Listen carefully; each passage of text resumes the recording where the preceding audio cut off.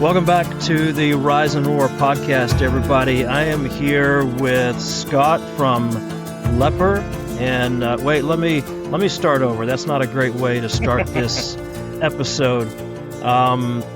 Welcome back to the Rise and Roar podcast. This next episode is about death, and we're probably going to talk a lot about it. But I had to do that. I've been waiting for a year to do that. I saw you just a year ago live at KCF, and I loved your set. So really appreciate what you're doing in music and ministry. How are you doing tonight? I'm pretty good. I should say this morning because we are, which is very appropriate. I think we're about 2 a.m. in the morning my time. I don't know if you're on Central or Eastern Standard Time, but we're right in the thick of the darkness. So appropriate time for our chat. It is 1:00 here. Very good. I want to jump right in. Tell me, and I'm sure you get sick of this question, but for our listening audience, if you will, give me a brief background of Leper, when you started, what you're about, your mission, and then also talk about the veil. I know you've talked about that before, but explain to us the meaning behind that. Well, the veil is really pretty shallow, and it's just an aesthetic.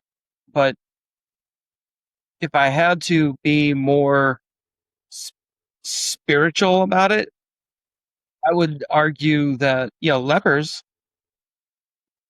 historically they didn't want you to see what they look like, so they would wear veils or masks or hoods or all kinds of stuff like that. So Leper really isn't a band, it's a character that I've created. And Okay. if you're going to create a character, it has to look like something, right? The concept behind Leper is I want to represent those people that feel like nobody wants them. Because a lot of my childhood was living like in a state that nobody wanted me.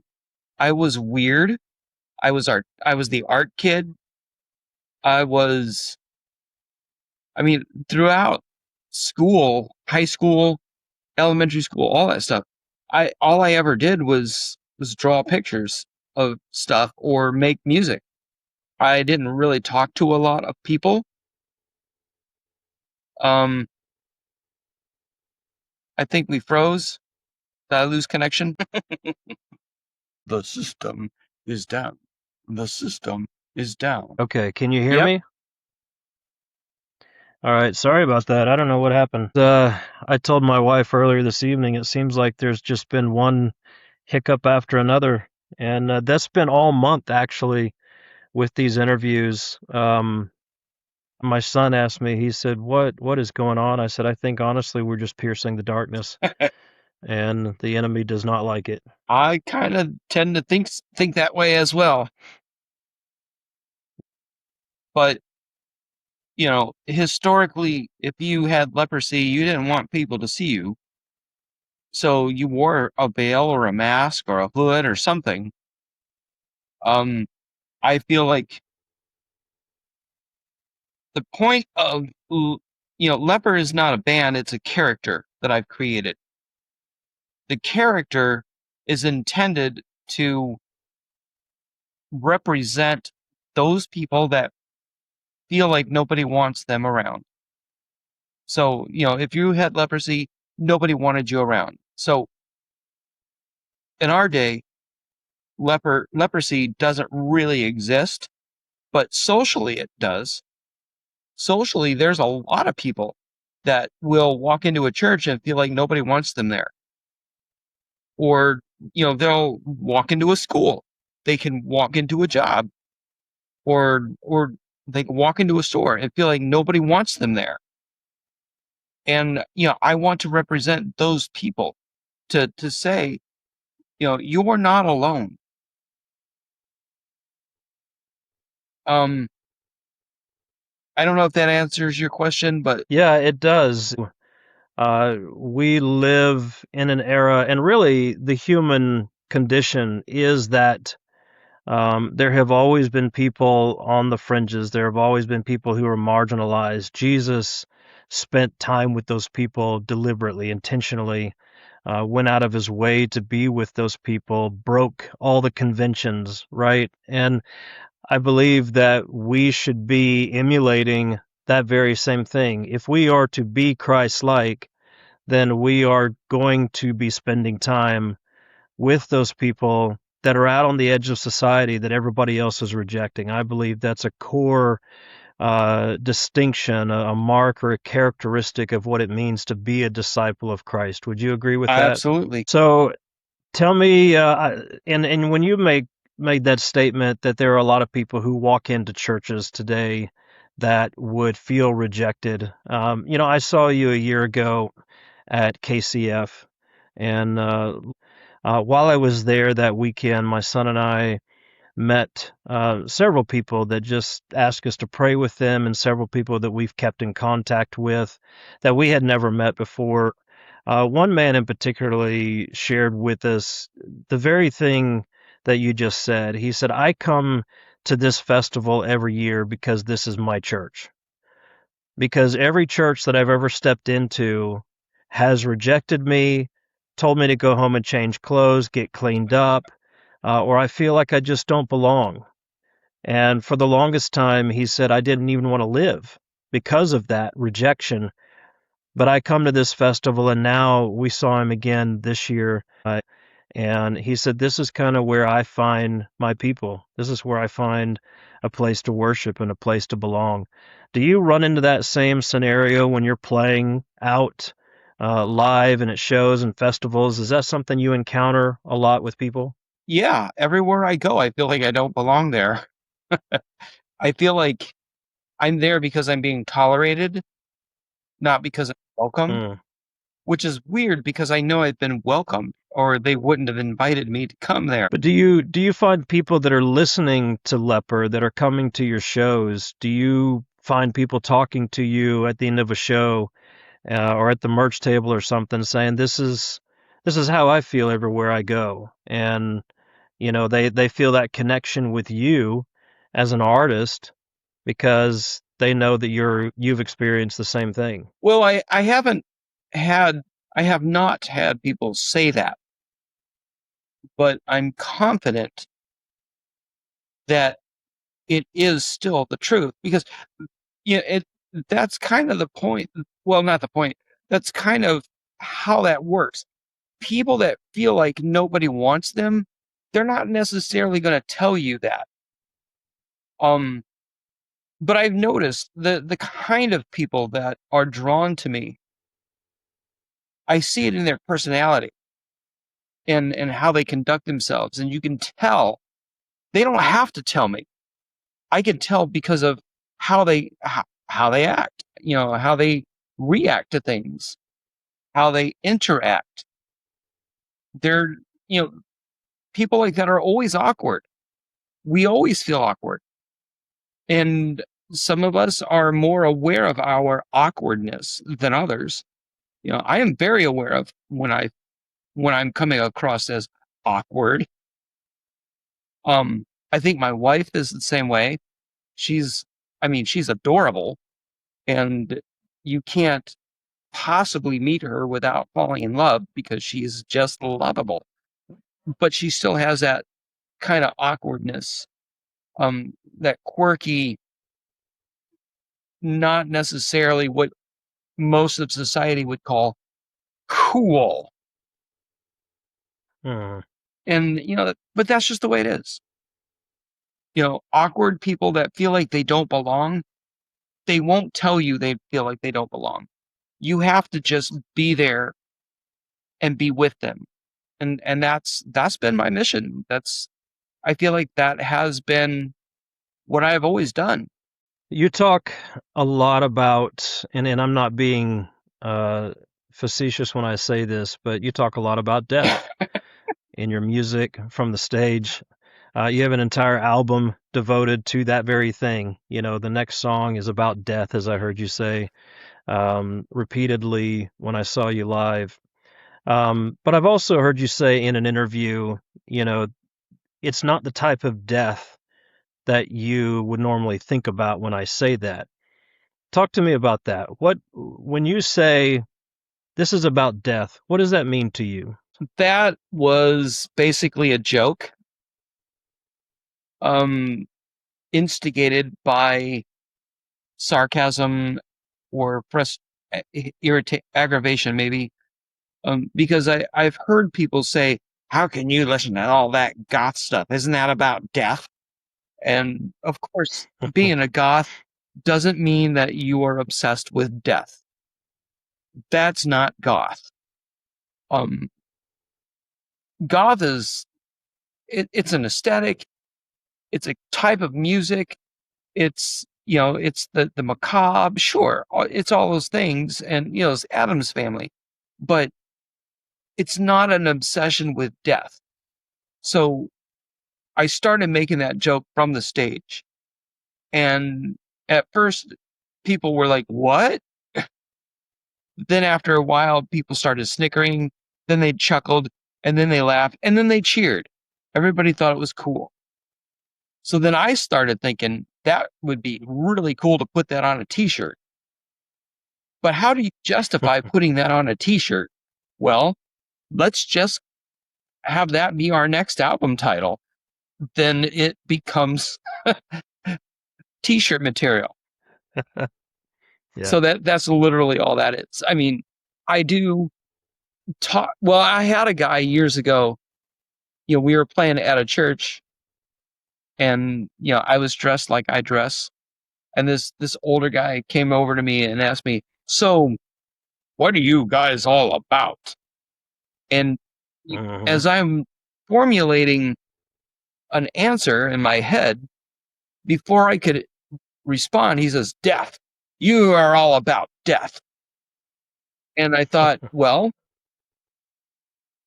if you're talking about the death on the cross for the remission of sin, then yeah, I'm all about. And he's so he wasn't really asking. He wanted to provoke an argument, and he Yeah. just walked away but that is the death that I believe in, the remission of sin, all that death on the cross. When I say I'm a Christian, I'm not kidding. I'm not just some guy that goes to church. I'm not just like you know I actually have read my Bible and took it seriously and try with all of my heart to follow what it says. I don't just read the Old Testament and then go around pronouncing judgment on people. That's not Christianity. I read the red words. I read the words that Jesus himself said. And that's what I believe. That's what I focus on. It's his life. It's his death. That's what I care about. I think I've gotten off track. No, I think you're right on.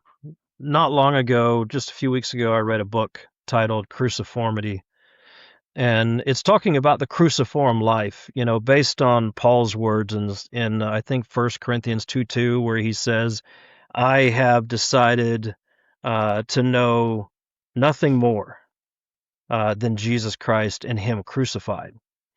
And the author kind of frames the entire text around the theology of Paul that everything points back to Christ on the cross. Even the resurrection. Without the cross, there is no resurrection, right? So I think there's substance in that. Uh, our lives are to be hidden by Christ, in Christ because of the cross. There's a cruciformity to our lives that needs to take shape as Christians, and I'm personally not sure we're doing that very well around the world right now, especially in the West. I don't know what you think about I that. don't think we ever have. I think, the vast majority of church life is mixed up. I mean, I watch a lot of documentaries about the ancient world. I watch, you know, I think a lot about how all these different denominations throughout the world and how there are so many different ways. And I feel like, and I may be completely wrong, but I feel like I've seen throughout history, God himself will establish a certain way of doing things that works. And there's this massive outpouring of the Holy Spirit. And then over time, people start creeping in and putting their own ideas into it. And it turns into something else. And then God has to start over. I think about, the Baptist movement, the Prudence movement, the temperance movement, the idea of, what do you call it? What was the thing where they said they outlawed alcohol here in this country, but nowhere else? Oh, the prohibition. Yeah, that kind of thing. Or I think about, the Pentecostal movement. You look at the tent revivals that were going on in Kentucky back in like the 1800s, I think, maybe early 1900s. I mean, that was mind blowing. You had people coming from all over the country congregating in Kentucky just for the express purpose of worshiping God and nothing else. You had every nationality you could think of. You had every race you could think of, and nobody cared about that. The only thing anybody cared about was God is here. The Spirit of God is here. This is where we want to be. And then, or you think about like Cornerstone Festival. It's like, the first time I went there was like every possible style of music was there. And nobody cared if it was rap, metal, or punk. They only cared about, this is where God is. We want to be here. And then over time, it started turning into a scene. It started turning into, you can only come to this part or that part if you fit in with us. And then God put an end to it, I think. I think that that has happened over and over and over again. It's so, sorry, I'm getting go ahead. Next question. No. It's good. It's almost like the story of the Tower of Babel over and over and over again throughout history. Yeah, I feel like it. Yeah, don't worry about stopping if you're on a roll, man. Go with it. I'm enjoying hearing your heart and mind speak. So this is what this show is about. I do have a habit. So yeah, it's all good. So take us into maybe the present and the future of Leper. What are you doing right now? I know you've got a couple of new releases this year that came out. I think one in February, maybe one in March or April. One of them that piqued my interest considerably when you did a tribute to Res Band, because I grew up as a diehard fan. Matter of fact, I'll tell you a story. You're going to laugh at me, but back in the day when everybody was supposed to go to summer camp with churches, and with youth groups. And the first time I ever went to one of these summer camps, I had no idea what I was doing. I felt so out of place. I was not an outdoorsy type of person. Everybody wanted the lake day and all that kind of stuff. Well, they announced they announced going into this camp, interestingly enough, that we're going to have an air band contest. And I thought, now that's something I can get into, because I can play an air band instrument for sure. And they said, so, pick your poison type of thing. And of course, back then, everybody was like, you can get really out there if you want because we're at summer camp and you could play something like Petra or Steve Taylor. And I thought, well, they're kind of cool, but that summer before I went to camp, I had gotten a hold of Res Band's album Bootleg. And so I chose White Noise off of that album to do an air band contest with. And I promise you, I was the outcast. I was the awkward one at camp that year because nobody knew what to do with Res Band's White Noise. But when I saw you doing a tribute to Res Band, I thought, here, I love Res Band, I love Leper, I love gothic, post-punk, dark music. It's just like the perfect pairing. But tell me about that project. Tell me about I Saw Satan Fall. Those are your two most recent projects, and anything else you've got happening right now. I always have something going on. So I'm Yeah, I'm definitely. working on 4 records right now. Wow. I Saw Satan Fall was literally just for something to do because I didn't have anything to do. So I I recently acquired a harp. I recently built my own lyre, and of course, you can't have an instrument and not use it for something. Because I just can't help myself. I got the music in me, but so I put that record together literally just for busy work. But then again, I guess every album I've ever done has been just busy work, so that I'm doing something and not just because I got too many ideas. They're just I just can't stop. All I do is bleed music. I had is it a record or a song that is actually titled All I Do Is Bleed? And it doesn't come straight out and say it, but that is basically what it's saying is I just bleed music. The Res Band, that came about because, Res is probably one of the biggest influences on me as an artist and as a Christian. Most of my discipleship growing up came from the bands that I was listening to. And of course, Res Band is definitely up that alley. They are excellent source of discipleship.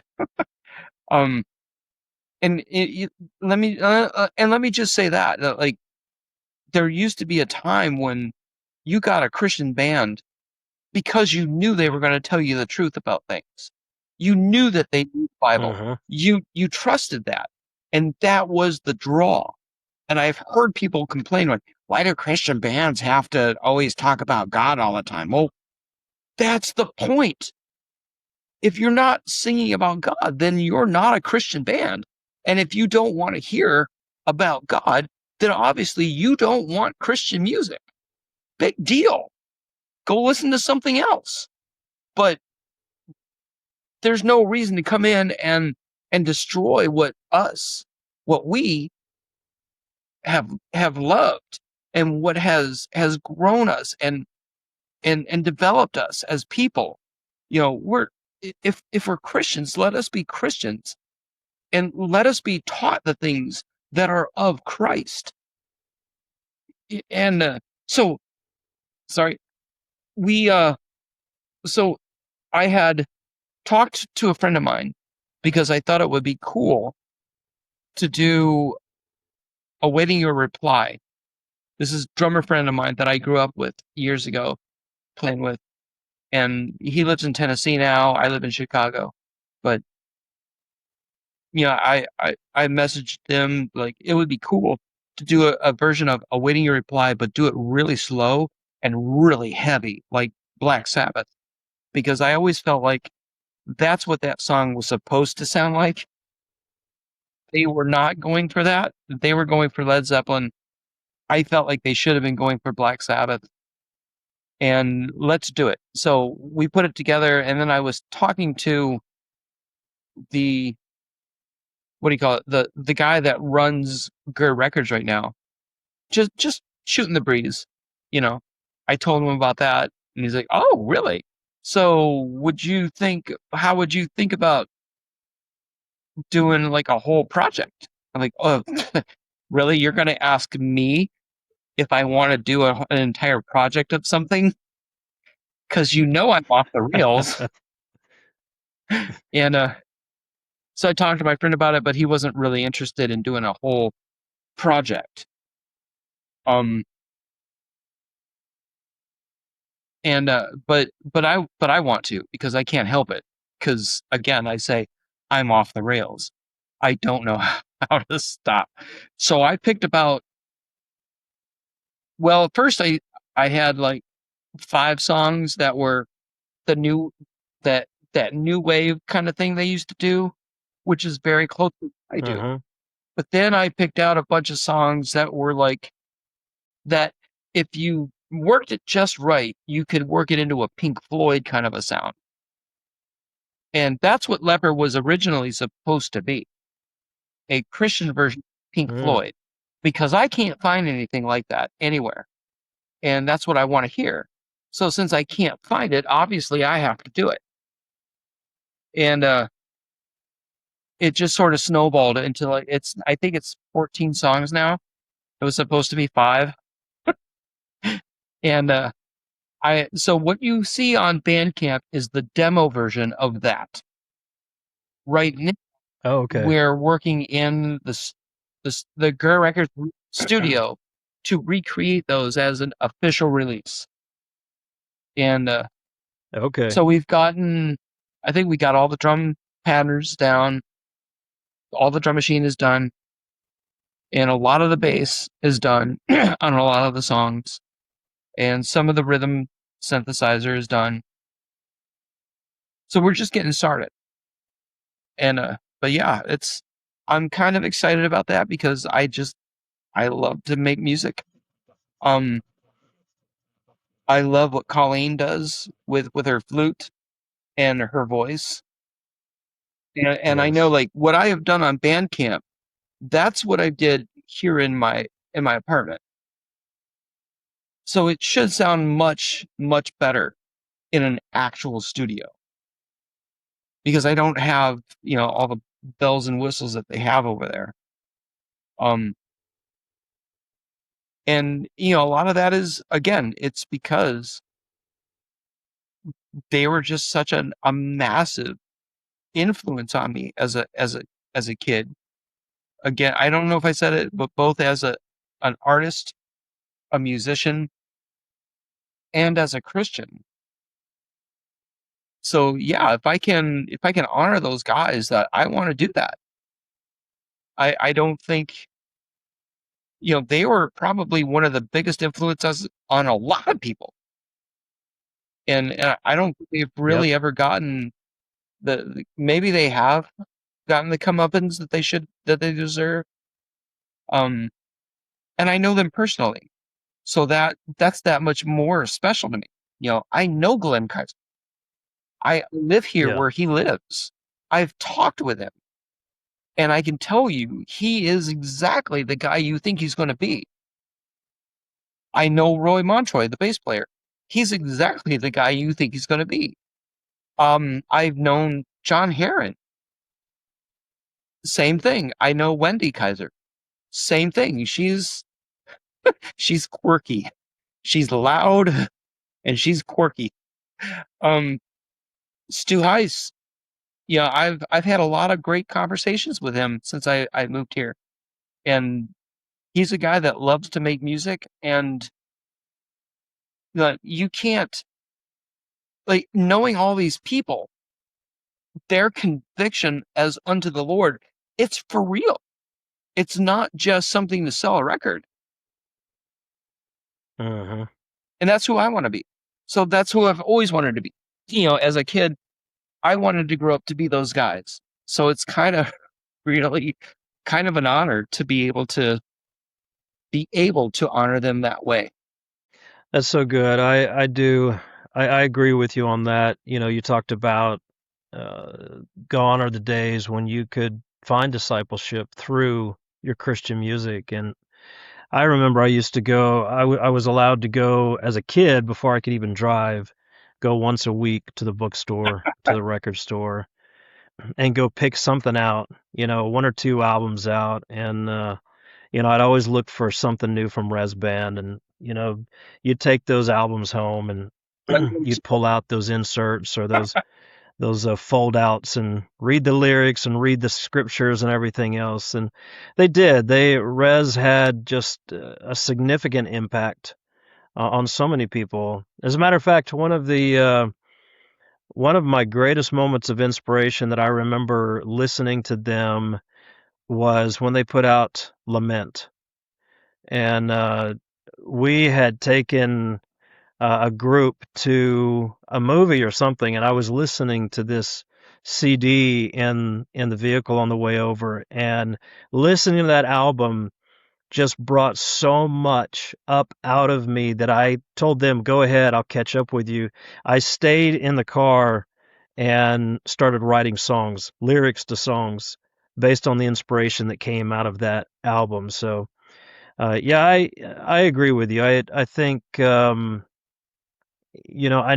feel like I met Glenn one time at Cornerstone, and I feel like, they're the type of people that would say, don't honor us, honor Christ. But I do believe that, we should honor them and their influence in ministry and in this world. And I thank God for them. I really do.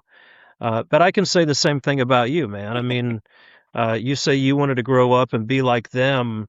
I think groups like you and Res, you guys are doing it. You're bringing truth and you're bringing substance, and you talk about how this just flows out of you, and it's almost like I've just got to be doing something. But I think that's just the Holy Spirit in you that's producing who He's called you to be. So for us as a fan, as a listener, when I get new music from Res or from Glenn Kaiser or from Leper, um, there's a lot of meaning there. I want to sit with it. I want to absorb it. I can't tell you how many rides down the highway I've just put on the Blood hymns and just gone through that. My wife and I on date night 2 or 3 weeks ago, we just listened to Blood hymns, and she was just like, I never would have imagined this arrangement, but I love this so much, and so thank you. Thank you for being obedient, for being sensitive to the call of the Spirit on your life, because it is meaningful, and you're doing a great work for the kingdom. And let me just say Blood Hymns was the result of a challenge. So somebody dared me to write or work out some kind of hymn, like in my style, thinking I made me That's think that I cool. wouldn't be able to do it. And I was like, oh yeah. And it sort of snowballed into, well, because of COVID, I think it was, I had done a version of the Old Rugged Cross. Actually, let me back up. I saw a posting on Facebook, and I don't think the person who posted it expected me to see it. And it said, I would like to hear Leper do a version of Old Rugged Cross. And I said, challenge accepted.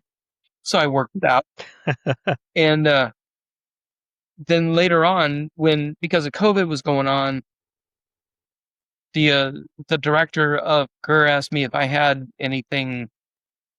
We started with Christmas songs, because everybody was freaking out and what do we do? And we could do something to maybe encourage people. So, we'd done some Christmas songs, and then there was Easter. And I thought, well, let's do this Old Rugged Cross thing. And so I re-recorded it in the real studio and put that through GER. But then the directors asked me, so do you got any other hymns you might consider doing? And, I had done a bunch of hymns a few years before. I think, oh man, how did that work out? It was the people at the goth tent at Cornerstone. Somebody there had asked me to work out a bunch of worship songs, and I went straight for those old hymns that have the word blood in the title, and I found 5 of them. But now, Mm. a bunch of years later, Gur's asking me if I got any ideas. So I was like, well, probably, since I am off the rails. and I found 10, and I worked them all out, and we recorded that in there in the real studio. I feel like that project turned out really good. I I think there Yeah. is I like the way it sounds, the way it feels. I feel like if I had gotten a record like that as a very young Christian, I probably would have worn that record out. Hmm. I think, and let me just say that too, like when I was a kid, and this probably, like, a lot of people can relate to this, is every single time a Christian band came out with a new album, everybody went out and bought it, played it to death, and shared it with all their friends. Yep. And of course I want to be like that. But uh now I'm probably going off topic now. Next question. No, it's all good. I was thinking of a question earlier when we were talking about Rez and you doing the tribute. Two questions off of that album to go back for a second. Have you talked to Glenn, Wendy, or any of them and asked them what their thoughts are on that tribute album? Have they had anything to say to you about that? Wendy said, "Oh, okay." Um, That's Glenn cool. just said he was honored. That was it. He just said he was honored. And Roy, I haven't talked to about that. He's still John Heron. He moved away a bunch of years ago, so I'm not in contact with him. And Stu Heiss moved away a long time ago, and I'm not in contact with him either. Um, Hmm. um, I'm not sure what they actually think about what their stuff. Um, they might be like, "Why is this happening to me?" But yeah, like I said, Glenn just said he was honored. And just for the record, I am working on an EVP version where it is literally just the Pink Floyd kind of vibe. Okay. But I'm waiting for. I found a friend of mine who, because it's not going through Gur, it's just me doing it on my own for something to do, and I'm waiting for a friend of mine to come back with the mastered version of what I've sent him. Okay. Um, Yeah, that was the second question on that album was on Bandcamp. It's listed as Leper versus EVP, and I wondered if that was kind of more your Pink Floyd um, influence. right. So Leper was supposed to be a Pink Floyd ripoff, and it just didn't work out. Because to do that, you need a lot more than you just can't do that with a drum machine. It doesn't work. You can Yeah. do it. You could do it like in the studio. You could fake it, but live, it doesn't work. So Hmm. Leper has kind of morphed over the years. It started out, it was supposed to be Pink Floyd, but for who knows why, it just went into this all full on industrial metal psychosis thing. I don't know where I got that from. But then somewhere along the line, I realized I have 3 personalities. I have this psychotic metal industrial personality that I have I have the post-punk personality, and I have the Pink Floyd personality. So I divided them all up when I started side projects. So Leper can be just the post-punk by itself, and EVP is a side project that can be just Pink Floyd. And then I have Ball Peen Hammer, which can be just the psychotic industrial. Now I forgot why I was talking about that. I think I'd ask about the Leper versus EVP Res tribute, and if that EVP was just kind of your Pink Floyd side of that tribute. Yes, and so there you have it. If you want to hear a Christianized Pink Floyd kind of thing, look at EVP. If you want to hear psychotic Yeah. metal industrial, go for Ball Peen Hammer. Now, do you have all three? Because I saw that with the Res Band tribute, but do you have all three of those personalities, so to say, in music on the same Bandcamp, or do they have their own separate Bandcamps? Ball Peen Hammer is on its own Bandcamp. Those titles look like they are available on Leper's Bandcamp, but they're not. If you click on them, it will tell you this is only available at this location, and you click that link, which will take you to a separate Bandcamp to just Ball Peen Hammer. All those songs are there, but all the money for, like, if you buy something from there, it goes directly to the homeless shelter that we are running. If you buy something from Leper Bandcamp, if you buy Leper or EVP, it goes to Gur Records. So, which is kind of the same thing. You know, I mean, the shelter is the community. We are running that shelter. But Gur Records, we are running Gur Records. It's still all in the same camp. It kind of it's a little bit easier to, I don't know the word I'm looking for. You know, it breaks it down. I just Yeah, for Ball Peen Hammer to go someplace very specific. So I set that up to, like, anything you buy for Ball Peen Hammer goes to the shelter itself. very cool. And Um, none of that money comes to me. All of that money goes into the yeah, ministry. but that's kind of how everything works there at Jesus People USA. Am I correct? Yes.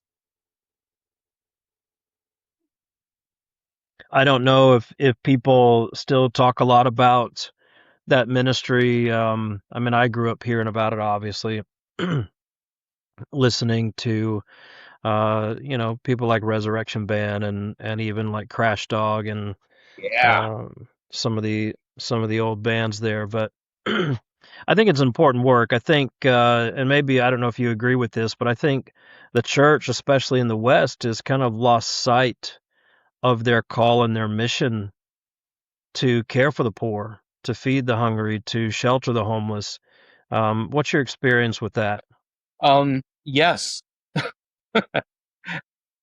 I I feel like if you so of course this sounds odd, but if you watch TV, like, for example, Little House on the Prairie, we've been watching that lately because of the new reboot, and it Hmm. it immediately took us back to when we were little. Yeah, I think that show was part of everyone's childhood. But, you know, of course, we burned through the Netflix one, like, really fast because it's just fantastic. Mm. And that took us to, my wife wanted to watch the original one, which is equally as fantastic. It still holds up today. And she looked into it, and I guess it's like one of the biggest streaming, the most streamed show on Amazon right now, or Oh the wow. last couple of years. It has the most streams of anything. That's why they did it as a reboot, because it was people love it. I think people, maybe even subconsciously, they want to be back when they were little, and Mm-hmm. that was what Blood Hymns was all about. It's going back to when you were small and you went to church with grandma and grandpa, and everything was okay, and you didn't have all the pressures of life. You didn't have COVID. Yeah. You didn't have all these racial riots. You know, we didn't have wars, because when you're little, you're not thinking about that. The only thing you think about Mm-hmm. is just playing, coloring, and which is again, like the record we did called "Everybody Died." That was what that was meant to say. Is, Yeah. I think as people, we really do want to be like we were when we were small, and we didn't have to worry about everything. We could just play. We could just color. We could just watch cartoons. Um, but but then again, like where I was going is watching this old Little House on the Prairie, or you watch these old Little Rascals shows, and Yeah. you get a sense that society was very different back then. And Mm-hmm. people weren't as jaded as they are now. People weren't as hateful as they are now. People weren't, I think Facebook has ruined a lot of lives. I think the internet has ruined a lot of lives. Mm-hmm. Um, I think people have become so narcissist, and everything is all about me, me, me. Look at what I'm doing. Look what I think. And nobody's is we're back in blah blah blah blah, blah antiquity.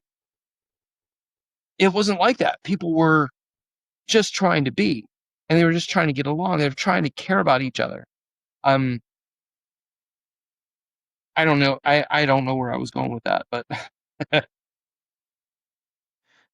No, and I agree with you to an extent on a lot of that. I do feel like even in as a kid, growing up, you still would see people who were hateful, who were mean, who were yeah, narcissistic, of course.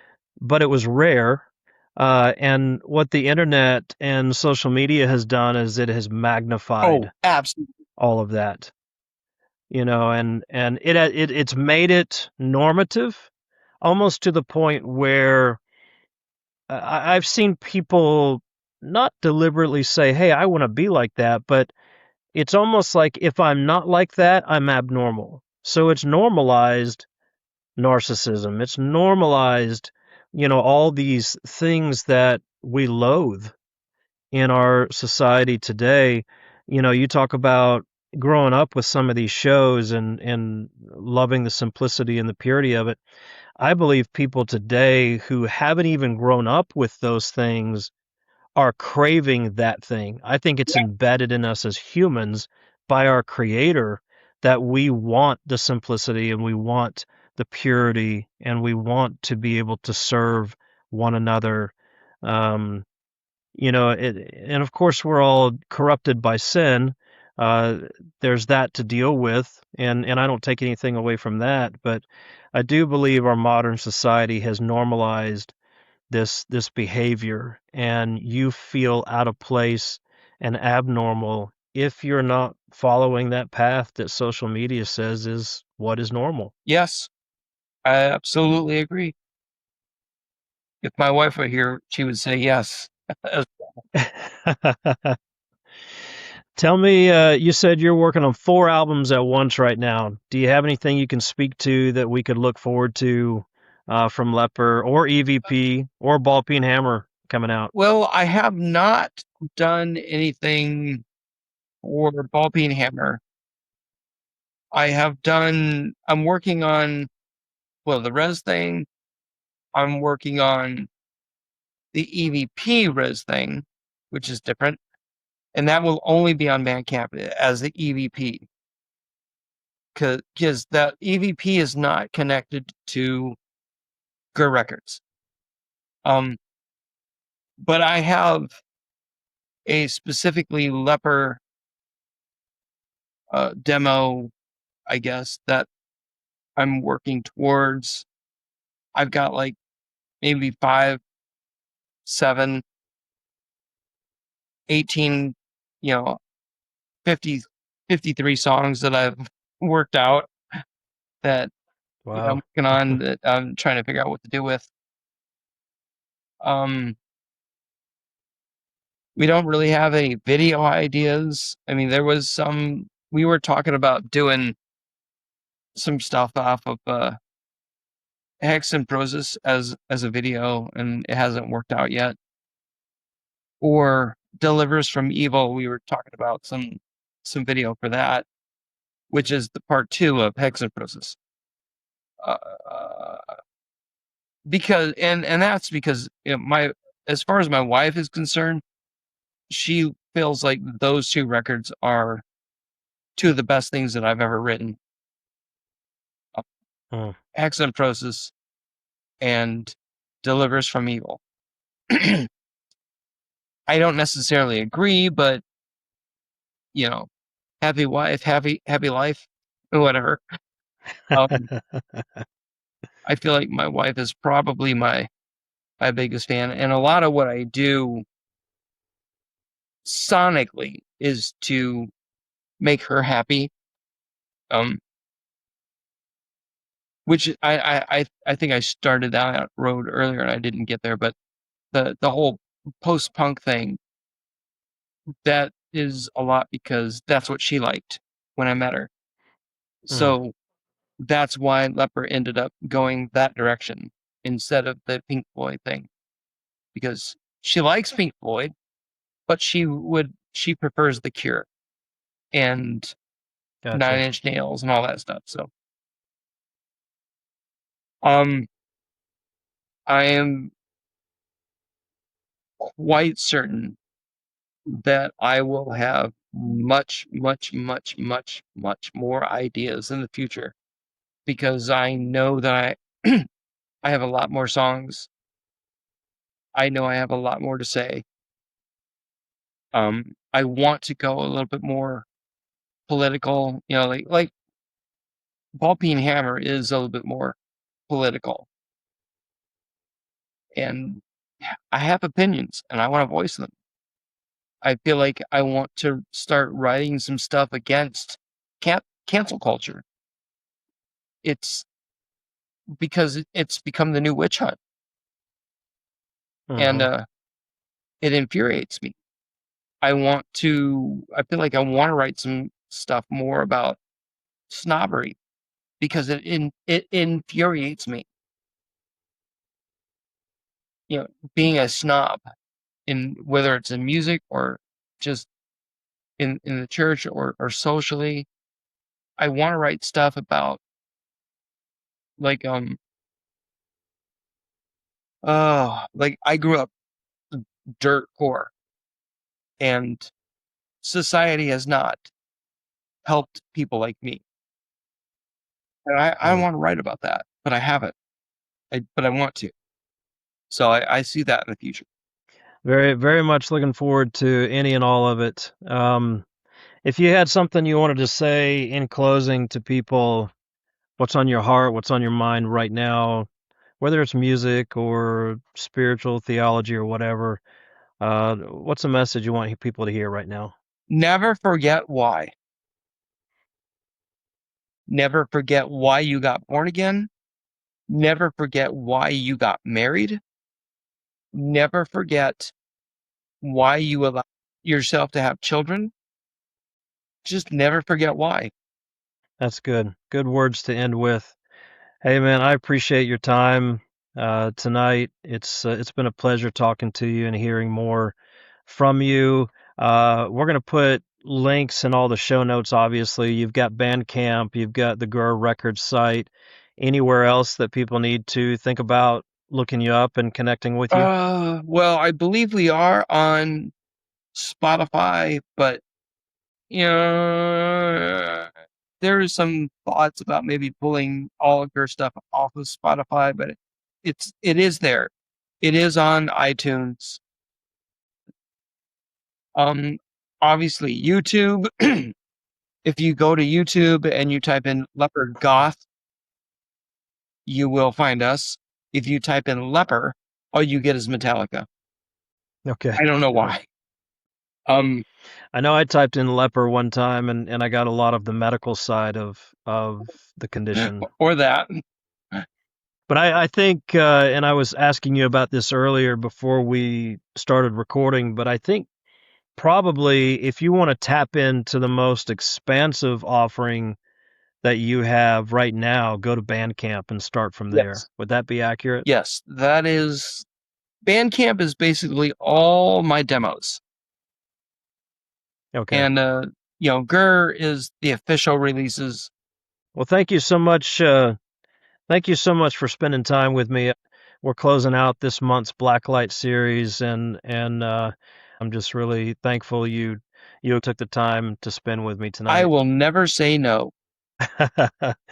Well, you're very gracious. Thank you so much, man, and I look forward to interacting with you in the future, and of course, always looking forward to what Leper has coming. And nobody knows what that's going to be until it's... Makes it exciting. All right, take care. You too.